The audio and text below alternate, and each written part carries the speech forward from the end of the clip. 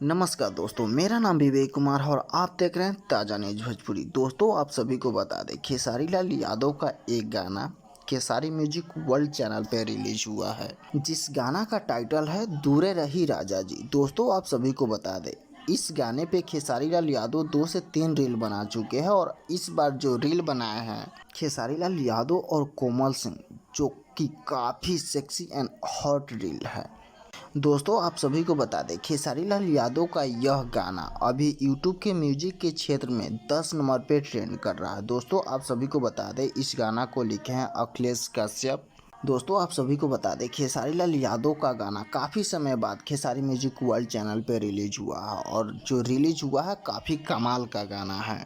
दोस्तों, अगर आप लोग खेसारी लाल यादव का गाना सुनना पसंद करते हैं तो जाइए खेसारी म्यूजिक वर्ल्ड चैनल पर और देखिए, यह काफ़ी ज़बरदस्त गाना है। दोस्तों, अगर आप लोगों को यह वीडियो अच्छा लगा हो तो लाइक कीजिए और चैनल पर नया है तो सब्सक्राइब कीजिए, क्योंकि फिल्म इंडस्ट्री से सभी न्यूज़ सबसे पहले आपको इस चैनल पर देखने के लिए मिले।